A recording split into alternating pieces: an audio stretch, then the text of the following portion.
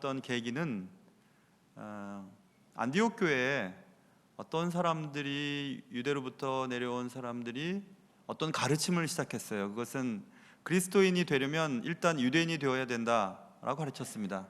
그래서 할례를 받아야 되고 모세의 율법을 준수하고 난 이후에 그리스도인이 되어야 된다라는 것을 가르쳤습니다. 그러나 바울과 바나바는 그 생각에 동의할 수가 없었어요. 왜냐하면 실제로 전도여행을 다녀보니까 이방인들도 막 구원을 받아들이는 것을 경험했거든요. 그래서 논쟁이 붙었죠. 그러자 논쟁이 해결되지 않을 것 같아서 그러면 좋다, 예루살렘에 가서 사도들과 장로들에게 직접 한번 물어보자 라고 얘기를 했고, 바울과 바나바와 몇 사람들이 예루살렘으로 내려왔습니다. 그래서 이 문제에 대한 정확한 해답을 내려달라고 요청했고, 예루살렘에 있던 종교회의, 최초의 기독교 회의죠, 회의에서 과연 이방인 선교에 이방인 구원의 전제 조건이 있는가 없는가에 대한 논쟁이 벌어졌고요. 바리새파 사람들 중에 어떤 믿는 사람들이 먼저 얘기했습니다. 할례를 지키고 할례를 하고 그 다음에 모세 율법을 준수하라고 말하는 것이 옳다라고 얘기했고, 바울과 바나바는 동의할 수 없었죠. 계속 논쟁이 벌어졌습니다. 그러자 당대 교회의 수장이었던 베드로가 일어나서 얘기합니다. 우리와 그들에게 하나님의 차별 없음을 얘기했죠. 바울과 바나바의 손을 들어주었습니다. 그래도 논쟁이 그치질 않았습니다. 그때 논쟁 가운데 어떤 한 사람이 이제 다시 등장해서 한마디를 하기 시작하는데, 그 사람에 대한 얘기가 오늘 본문에 나와 있어요. 이방인 구원에 관한 논쟁을 마무리 짓는 어떤 한마디, 그 얘기를 했던 사람은 오늘 본문에 야고보라고 하는 사람이었습니다. 오늘 12절 13절을 보세요. 온 무리가 가만히 있어 바나바와 바울이 하나님께서 자기들로 말미암아 이방인 중에서 행하신 표적과 기사에 관하여 말하는 것을 듣더니, 말을 마침에 야고보가 대답하여 이르되 형제들아 내 말을 들으라, 이렇게 하면서 오늘 본문이 시작됩니다. 야고보의 말의 요지는 19절 보시면 내 의견에는 이방인 중에서 하나님께로 돌아오는 자들을 괴롭게 하지 말라라는 말이었습니다. 야고보가 무리들 가운데 일어나서 한마디 하려고 했을 때 헬라당, 그러니까 정통 유대인들, 할례를 받고 모세의 율법을 준수해야만 기독교인이 되든지 말든지가 결정된다라고 얘기하는 사람들에게 있어서는 야, 우리 편 사람이 이제 얘기를 하는가 보다 하고 좋아했을지 모르겠어요. 그런데 야고보는 이방인들이 구원받는 것을 더 이상 괴롭게 하지 말아라, 이렇게 말을 했습니다. 그리고 15절, 14절 보면 야고보가 조금 전에 시몬이 말하지 않았냐, 시몬은 베드로입니다. 베드로가 얘기했던 것 듣지 않냐, 그 말은 15절 선지자들의 말씀이 이와 일치하도다, 선지자들이 이미 얘기했던 거다 하면서 16절과 17절에 있는 내용을 얘기하거든요. 허물어진 것을 다시 일으키시기 위해서 하나님께서 일을 하시고 모든 이방인들로 주를 찾게 하려 하심이라. 그 얘기는 아모스 선지자가 이미 아모스 9장 11절과 12절에서 얘기했던 내용입니다. 그러니까 이방인들에게 구원이 전달되고 구원의 문이 열린 것은 오늘날 지금 갑자기 일어난 것이 아니라 이미 예언자들을 통해서 하나님의 계획 속에 있었던 거야. 그러니 이방인들이 구원을 받은 것에 대해서 괴롭게 하지 마라라고 지금 마무리를 야고보가 하는 것입니다. 자, 그래서 이 본문 말씀을 통해서 저와 여러분이 오늘 나눠야 될 말씀은, 야고보는 누구였나? 여러분 머릿속에는 요한과 야고보와 요한, 예수님의 제자들 가운데 한 사람쯤으로 생각이 되겠지만 아니고요, 다른 사람이에요. 그럼 야고보는 누구인가? 또 야고보는 어떻게 그런 의견을 가질 수 있게 되었을까? 정통 유대인이었는데. 또 야고보가 우리에게 알려주고 싶어하는 하나님의 구원 계획은, 그리고 믿음은, 신앙은 무엇인가? 라는 그런 세 가지 얘기들을 해보려고 합니다. 오늘 말씀을 통해서 하나님께서 여러분과 저에게 주시는 그 은혜의 말씀을 잘 듣고 삶 속에서 실천하는 귀한 시간 될 수 있기를 주님의 이름으로 축원합니다. 자, 먼저 우리가 해결해야 될 것은 야고보는 누구인가 하는 얘기입니다. 야고보는 누구일까? 여기 등장하는 야고보는 결론부터 말하자면 예수님의 동생 야고보를 말해요. 예수님의 동생 야고보. 마가복음 6장에 보면 이렇게 써 있습니다. 어떤 사람들이 예수를 배척하면서 이렇게 얘기합니다. 이 사람이, 예수님에 대해서 얘기하는 겁니다. 이 사람이 마리아의 아들 목수가 아니냐? 야고보와 요셉과 유다와 시몬의 형제가 아니냐? 그 누이들이 우리와 함께 여기 있지 아니하냐 하고 예수를 배척한지라. 그러면서 예수님의 동생의 이름을 거론했죠. 야고보. 야고보는 바로 예수님의 밑에 동생이었을 것이라고 짐작이 됩니다. 물론 예수님과 시다른 동생이에요. 예수님은 하나님의 아들이시고 야고보는 인간 요셉의 아들이죠. 그러나 분명히 동생은 동생이었어요. 그런데 처음 이 야고보는, 오늘 본문에서 말하는 이 야고보는 처음에 예수를 믿지 않았습니다. 마가복음 3장에 보면 친족들이 예수가 미쳤다고 하면서 막 예수님을 잡아 끌어내려는 장면이 마가복음 3장 21절에 기록되어 있습니다. 처음 자신의 형 예수가 자신이 메시아라고 하고 하나님의 아들이라고 하고 회개하라 그러고 천국에 대한 얘기를 하고 그렇게 얘기했을 때 야고보는 미친 줄 알았어요. 형이 미친 줄 알았습니다.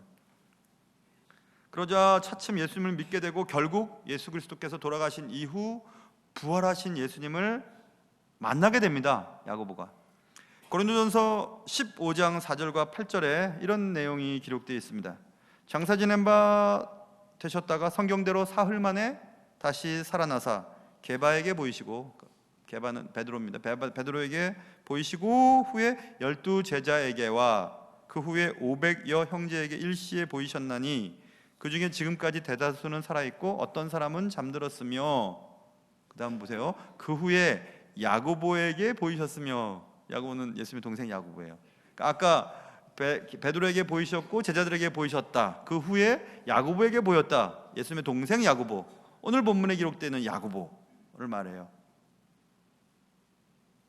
그 후에 모든 사도에게와 맨 나중에 만삭되지 못하여 난 자 같은 내게도 보이셨느니라. 이렇게 바울이 얘기하는 것을 보면 야고보도, 예수님 동생 야고보도 부활하신 예수님을 만났다는 것을 알 수 있죠. 그 후에 성령을 받게 되는데, 성령을 받는 장면은 사도행전 1장에서 이미 우리가 공부했습니다. 마가의 다락방에서 베드로, 요한, 야고보, 이 야고보 아닙니다. 제자 야고보예요. 야고보. 안드레와 빌립과 도마와 바돌로메, 마테와 및 알페오의 아들 야고보. 이 야고보도 아니에요. 헬셀로신 시몬, 야고보의 아들 유다. 이 야고보도 아니에요. 다 거기 있어. 여자들과 예수의 어머니 마리아와 예수의 아우들과, 그 아우, 그게 야고보예요. 그 야고보라고 하는 이름은 성경에 등장할 때 굉장히 많이 나와요. 영어의 제임스죠. 제임스. 미국 사람도 제임스라고 하는 이름 많거든요. 야고보. 그런데 오늘 본문에 등장하는 야고보는 제자 야고보도 아니요, 또 알페오의 아들 야고보도 아니요, 예수님의 동생 야고보예요. 성령이 임할 때 그곳에 함께 기도하던 무리 가운데 동생 야고보가 있었어요. 그리고 성령을 받고 기도의 사람이 되죠. 그리고 영적인 분별력을 갖게 되는데, 그것은 바울이 기록한 갈라디아서 1장에 기록되어 있습니다. 어떻게 기록되어 있냐면, 바울이 부활하신 예수님을 만나고 막 가슴이 뜨거워지고, 그래서 이제 예루살렘에 가서 제자들과 함께 교제하기 위해 베드로를 만나러 예루살렘을 방문하는 장면이 갈라디아서 1장 17절부터 19절에 나와 있습니다. 그런데 정작 제자들은 다 숨어버립니다. 바울이 예수님을 만나고 변화받았다는 것을 믿지 못했어요. 그때까지. 지금처럼 전화나 뭐 이런 것이 발달되어 있지 않으니까 바울이 정말 회개했는지 회심했는지 아니면 우리를 잡으려고 덫을 놓는 것인지 알 수 없었던 제자들은 다 숨어버렸습니다. 그래서 15일 동안 제자들을 찾아다녀요. 근데 갈라디아서 1장 19절에 주의 형제 야고보 외에는 다른 사도들을 보지 못하였노라 써 있습니다. 그 주의 형제 야고보, 그러니까 지금 이 야고보예요. 그 다른 제자들이 다 바울의 회심에 대해서 믿지 못했을 때 예수님의 동생 야고보는 바울을 만나줍니다. 영적인 분별력이 있다는 것을 알 수 있죠. 그리고 후에 이 야고보는 예루살렘 교회의 지도자가 돼요. 갈라디아서 2장 9절에 들어보세요. 또 기둥같이 여기는 야고보, 지금 바울이 얘기하는 거예요. 또 기둥같이 여기는 야고보와, 지금 이 야고보입니다. 게바와 요한도 내게 주신 은혜를 알므로 나와 바나바에게 친교의 약수를 하였으니 우리는 이방인에게로 그들은 할례자에게로 가게 하려 함이라. 그랬어 있어요. 예루살렘 교회에 기둥같이 여기는 사람들의 이름을 거론하면서 심지어는 베드로보다 요한보다 앞서서 야고보를 기록해 놓은 것을 보니까 야고보가 예루살렘 교회에 굉장히 중요한 역할을 감당했음을 알 수 있습니다. 야고보는 이렇게 예루살렘 교회의 귀한 지도자로 쓰임을 받게 됩니다. 야고보의 생애를 제가 이렇게 빨리 쭉 이렇게 기록을 찾아서 말씀드렸냐 하면 그것은 이런 것 때문에 그렇습니다. 예수님의 동생으로 자랐죠. 30년 동안 예수님과 같이 자랐어요. 먹고 뭐 다 놀고 다 했죠. 그래도 예수님에 대해서 몰랐다는 거예요. 부활하신 예수를 만나기 전까지는. 오히려 심지어는 예수가 미쳤다고 막 잡아 끌어내려고 했습니다. 여기서 우리는 이런 생각을 해볼 수 있어요. 여러분과 제가 믿음의 가정에서 자랐고 몇 대의 신앙의 집안에 자랐고 아버지가 목사요, 장로요, 뭐 권사요, 무슨 소리를 해도 그것과 자신의 믿음과 상관이 없다는 얘기입니다. 아니, 없을 수 있다는 얘기예요. 교회도 밥 먹고 자랐어도 예수님을 못 만난 사람들도 있을 수 있다는 것입니다. 목사로 수십 년간 설교를 했어도 예수님과 관계없는 사람이 있을 수도 있다는 얘기예요. 실제로 예수님과 동시대에 살았고 예수님이 바로 앞에서 말씀하셨고 예수님이 행하신 기적을 경험했고 그런데도 예수님을 몰랐거든요. 그럴 수 있다는 것입니다. 그럼에도 불구하고 야고보는 부활하신 예수님을 만나고 성령을 받고 기도하고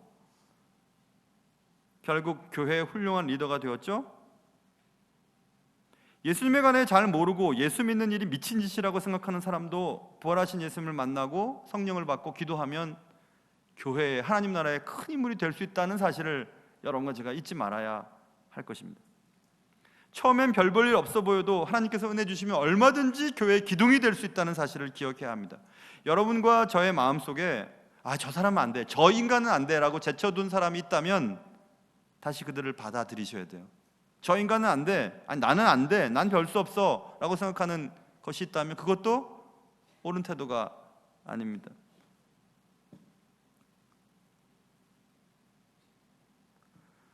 제가 가끔씩 말씀드렸죠. 제가 여기 영가초등학교 다닐 때 저희 반에 목사님 아들이 있었어요. 제 친구였어요. 뭐 지금 생각해보면 제 꼬봉 정도 됐었어요. 뭐 그냥 친하게 지냈지만 뭐 저랑 같은 급이라고 생각 안 했습니다.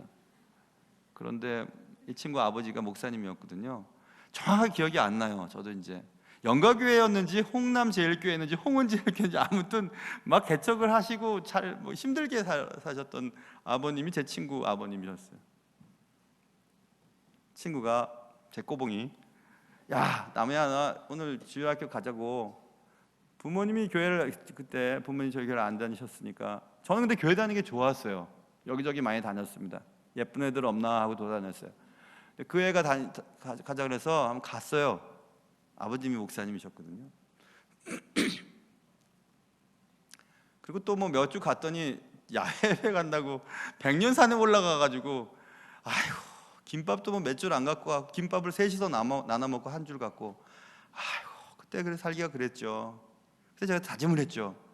그 친구 아버지 보면서 그때는 왜 그런지 모르겠어요. 야외배를 가도 검정 양복에 와이셔츠를 입고 넥타이를 하고 가셨는데 양복도 그렇고 와이셔츠도 그냥 노래 놀이끼리 기침막 노래가지고 아이고 못 사시는. 그리고 내 꼬봉구 목사님 아들 내 친구는 월세금 안 낸다고 맨날 혼나고 그러니 내가 생각했죠. 내가 목사는 안 돼야지. 내가 목사는 안 돼야지. 목사 저거 사는 게 아니야. 아이들한테도 제대로 못하고 그랬거든요. 고일 때 수련회를 가기 전에 친구들이 야 나무야 너 오늘 이번에 수련회 가자. 나 수련회 안 간다. 수련회 가면 막 기도해야 되는데 나 기도도 못하고 난 남자애들 막 기도하면서 우는 거 나 꼴보기 싫어 막 그랬어요. 그랬더니 가자 그랬어요. 갔어요. 수련회 고1 때 3박 4일 동안에 거의 3일 동안은 해변가에서 놀러 다녔습니다. 아직도 사진이 있어요. 막 그냥 허세 잘 부리거든요. 저 럭비공 하나 딱 들고 머리 삐딱 모자 쓰고 막 해변에 돌아다니면서 막 그냥 놀고 막 그랬어요. 마지막 밤 집회 때 이상하게 집회는 참 잘 참석하고 싶어 맨 앞자리에 앉았네요. 맨 앞에 모래밭 위에 그 판초이라 그러나요? 그거 깔고 천막 친 집회였었어요. 고등부 집회. 맨 앞에 앉아갖고 무슨 소리 하나 보자. 말씀 하나도 들려오지 않았는데 이제 기도 시간이라고 기도하라 하는데 전도사님이 기도하라는 애들 이만한 성격 잡고 머리를 막 때리기 시작했어요. 기도하라고, 기도해야지 하나님이 들으신다고. 제가 제일 앞에 있다가 머리 깨질 줄 알았어요. 하도 때리실 것 같아요. 그래서 제가 친구들처럼 예수님 막 소리 지르고 어차피 방언은 서로 못 알아들으니까 막 했어요. 그러다가 예수님을 만났죠. 그래서 그때 하나님이 내 인생에 찾아오셨으니까 나도 하나님이 부르시면 하나님의 일을 하겠습니다. 수년 전에 저 그냥 보기 싫은 저런 거지 같은 목사는 안 돼야지 생각했는데 지금도 거지 같지만 가난하고 힘들지만 난 너무 행복해요. 왜 이걸 안 하려고 그랬는지 몰라요. 여러분 보시기엔 거지 같아도 난 너무 행복해요. 주님이 함께 하시니까. 자 보세요. 별 볼 일 없는 한 아이, 그리고 목사는 정말 되지 않아야지 비참해 이렇게 생각했던 사람을 하나님이 이렇게 움직이셔서 지금 거기서부터 얼마 떨어지지 않은 이 교회에 지금 담임을 하게 하셨잖아요.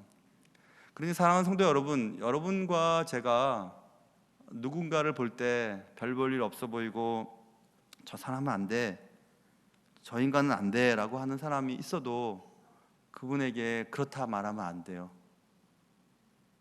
하나님이 그를 사랑하셔서 인도해 주시면 얼마든지 귀한 사람이 될 수 있다는 사실. 제가 귀하다는 얘기는 아니에요. 그러나 하나님 앞에 귀하게 쓸 수 있다는 사실을 기억하면서 하나님이 은혜 주시면 교회 기둥 같은 사람이 될 수 있다는 사실을 기억하면서 늘 주님 앞에 겸손하게 살아갈 수 있는 여러분과 제가 될 수 있기를 주님의 이름으로 축원합니다. 야고보는 그런 사람이었어요. 그런데 그 야고보가 어떻게 그런 말 할 수 있었었지? 정통 유대인이 어떤 사람에 대해서 알려면 그 사람과 얘기해 보면 알아요. 한 몇 시간 이렇게 지내 보면 그 사람이 어떤 사람인지 알거든요. 그 사람을 소개해 있는 것이 말로 드러나니까 말해 보면 알아요. 그 면접도 보는 것 같아요. 그래서 근데 말할 수 없는 환경에 있는 사람이면 어떻게 하면 좋은가?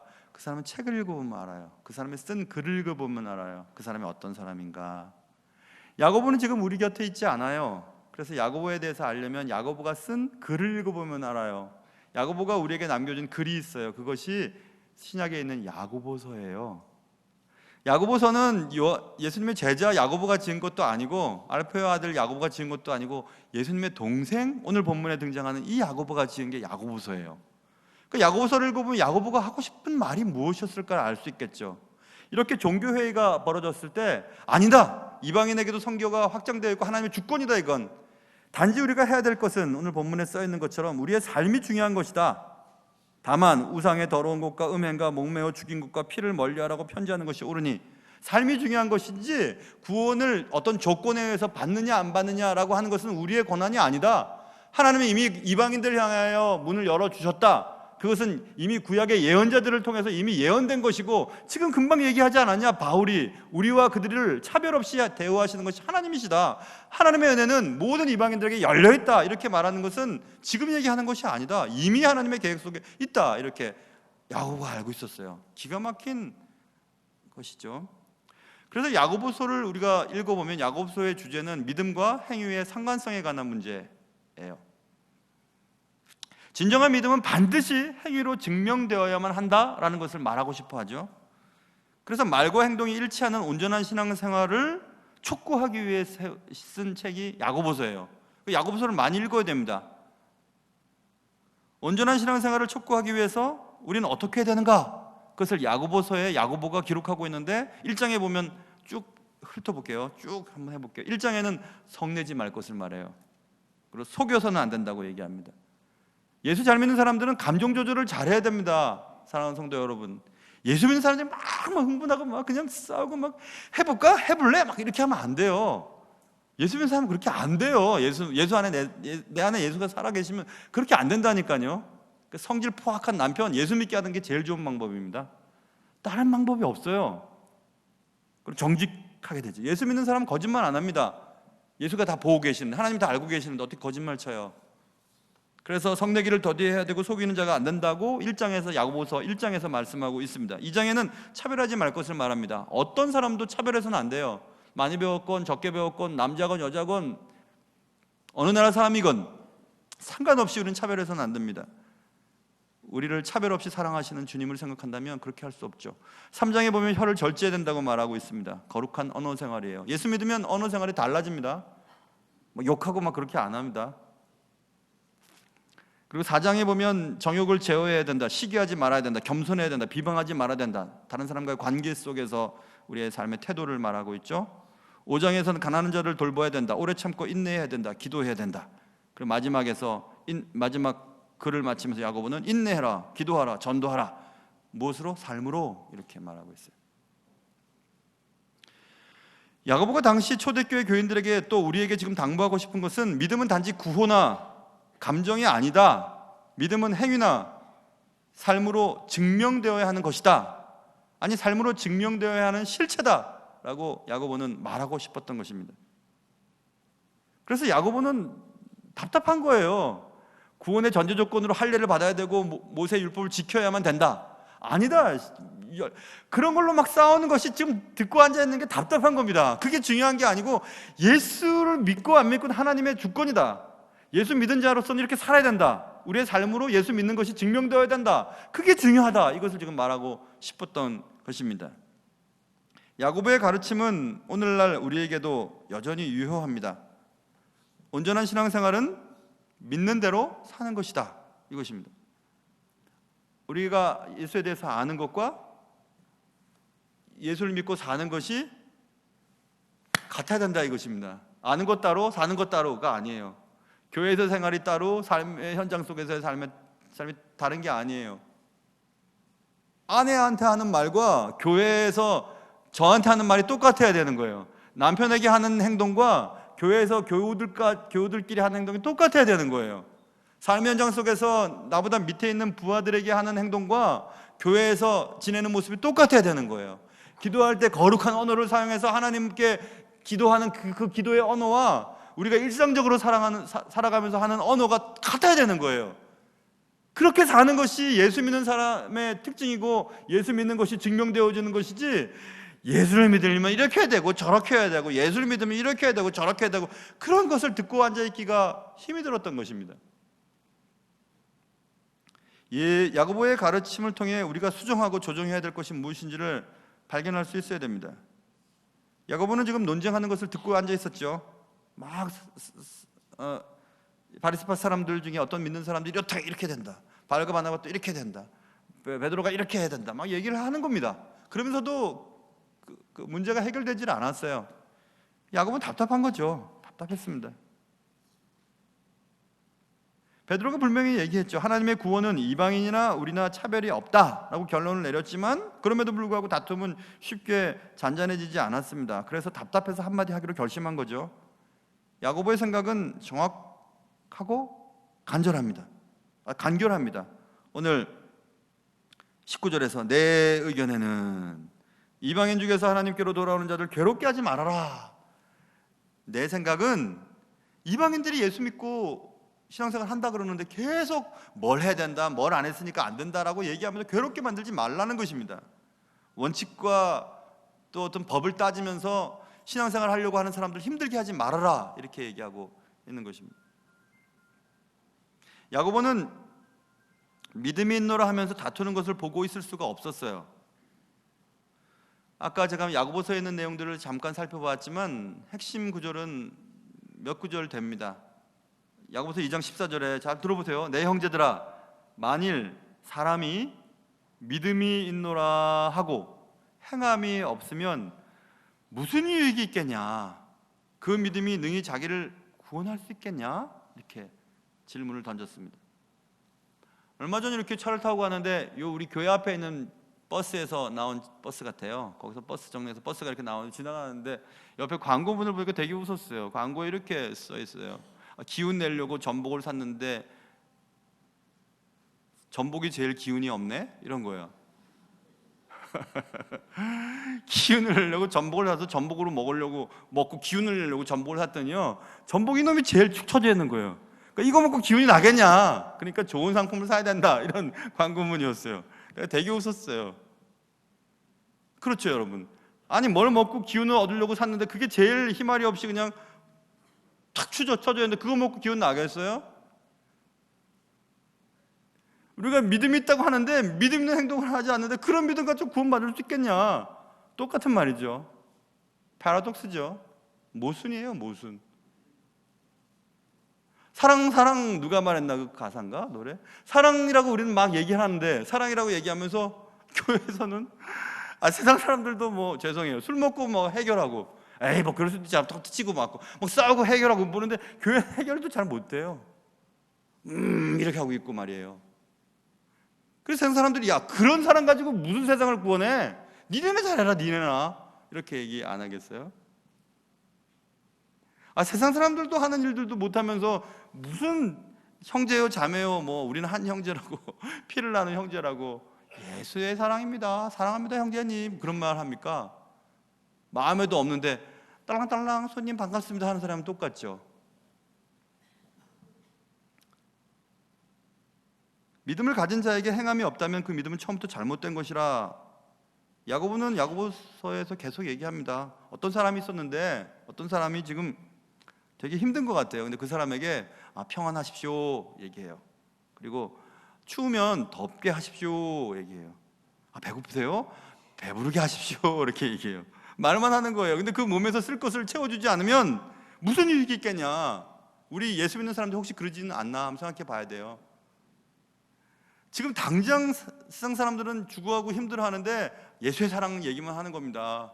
예수의 사랑만 얘기하는 거예요. 지금 죽어가고 있는데 구원 받으셔야죠 이런 얘기를 합니다. 살려야죠. 그들을 살려내야죠. 그 다음에 예수를 전해야죠. 지금 먹을 것도 없고 마실 것도 없는 사람들한테 영적인 얘기하고 천국 얘기하면 그들이 천국에 대해서 무슨 상관이 있어요? 지금 죽어가고 있는데, 힘든데. 이와 같이 행함이 없는 믿음은 그 자체가 죽은 것이라 이렇게 야고보가 야고보서에서 말씀을 했습니다.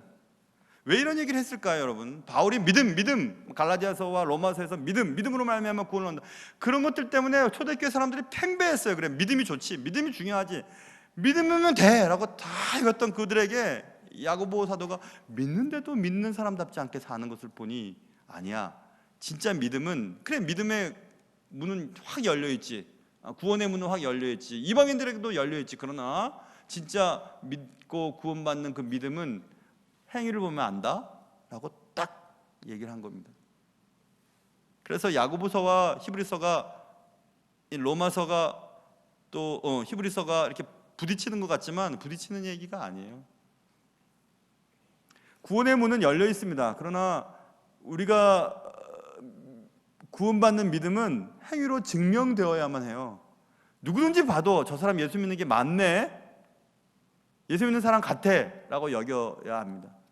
야, 네가 믿는 예수라면 나 안 믿겠다. 야, 너도 오는 천국이라면 나 안 가겠다. 당신이 나 천국 쫓아올 것 같으면 나 안 간다. 이런 얘기하면 안 되겠죠.